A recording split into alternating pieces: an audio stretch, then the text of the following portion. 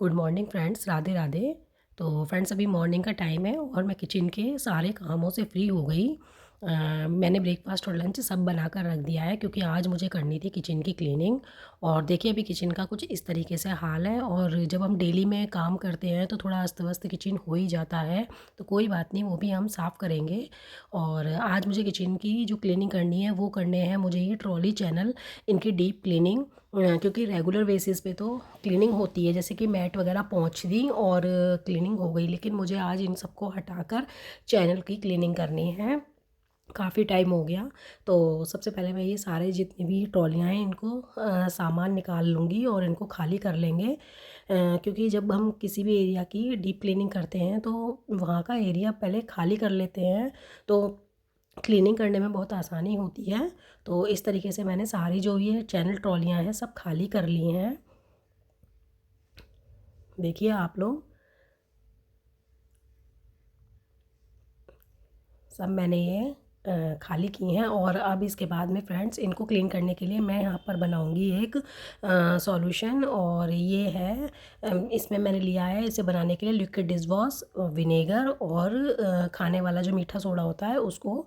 इन तीनों को हमें सेम क्वांटिटी में लेना है और इसके बाद में हम इसमें पानी ऐड कर देंगे। और फ्रेंड्स, ये इतना बढ़िया काम करता है कि अगर किसी भी जगह पर मतलब चैनल में या कहीं पर भी जो घर के हमारे टैप होते हैं, उनमें जंग लगी हो, चिकनाई हो या रस्ट हो, वो सॉरी ग्रीसिंग हो, कुछ भी हो, ये इतने अच्छे से वर्क करता है। बस इसे लगाकर कुछ देर के लिए छोड़ दीजिए और उसके बाद में उसको फिर साफ़ कपड़े की हेल्प से क्लीन कर लीजिए। तो यहाँ पर ये मेरा सॉल्यूशन बनकर तैयार हो गया है। और अब मैं एक स्क्रबर की हेल्प से सारे चैनल पर इसको रब कर दूँगी। और फ्रेंड्स, अगर आप चाहें तो ग्लव्स भी पहन सकते हैं। मेरे को थोड़ा अनकंफर्टेबल लगता है तो मैं इसलिए नहीं पहन पाती हूँ। और देखिए, इस तरीके से मैंने सारे ट्रॉली चैनल पर इसको रब कर दिया है जहाँ पर भी चिकनाई वगैरह लगी हुई थी। और ये देखिए, साइड में भी सारे पे लगाकर रब कर दिया। और इसको मैं अब लगाकर 5 से 7 मिनट के लिए छोड़ दूँगी ताकि जो गंदगी है वो भी अच्छे तरीके से बाहर निकल कर आ जाए।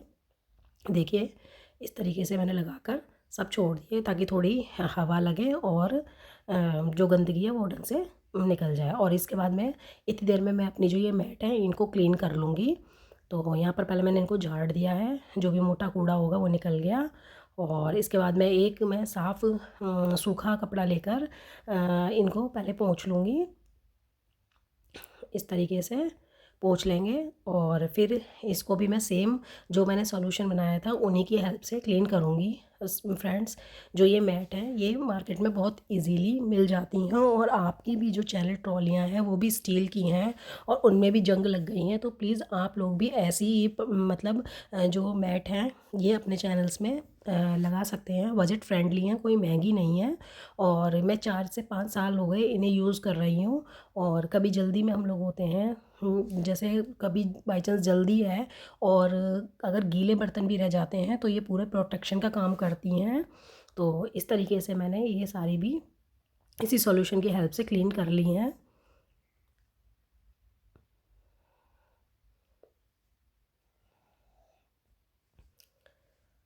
अभी यहाँ पर क्लीन करने के बाद में अब बारी आती है चैनल क्लीन करने की। तो यहाँ पर मैंने एक माइक्रो फाइबर का क्लॉथ लिया है और इससे मैं सारे चैनल अच्छी तरीके से पोंछ लूँगी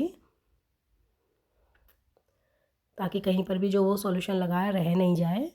तो इसको हम अच्छी तरीके से क्लीन करेंगे पहले। तो मैंने सारे क्लीन कर लिए हैं। इसके बाद में मैंने थोड़ी देर एक छोड़ दिए हैं ऐसे ही।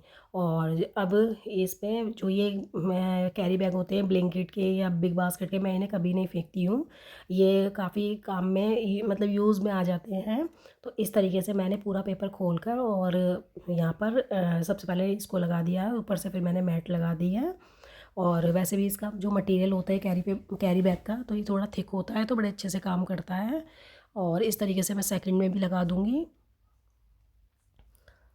तो यहाँ पर मैंने इस तरीके से भी लगा दिया है। और अब बारी आती है नेक्स्ट ट्रॉली चैनल की, तो इसको भी मैं इस तरीके से खाली कर लूँगी और सेम इसी तरीके से फिर मैं इसको भी क्लीन करूँगी। यहाँ पर भी मैंने इसमें भी ये जो सॉल्यूशन बनाया था इसको रब कर दिया है। तो इसको भी इस तरीके से लगा दूँगी।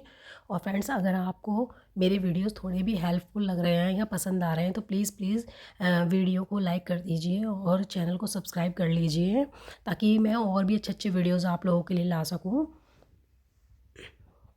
तो देखिए यहाँ पर मैंने रब करने के बाद में अब फिर वही माइक्रोफाइबर की हेल्प से इसको क्लीन कर दिया है।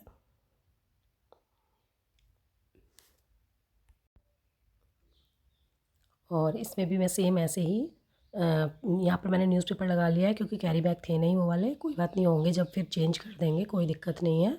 और फिर से मैंने मैट लगा दी और अब इसमें भी सारे मैं बर्तन सेट कर दूँगी। और अब इसको भी खाली करेंगे, इसकी बारी आती है। तो इसको भी सेम मैं इसी तरीके से क्लीन करूँगी। तो देखिए सारा मैंने खाली कर लिया है और सारी इसकी मैट भी मैं इसी तरीके से मतलब क्लीन कर लूँगी।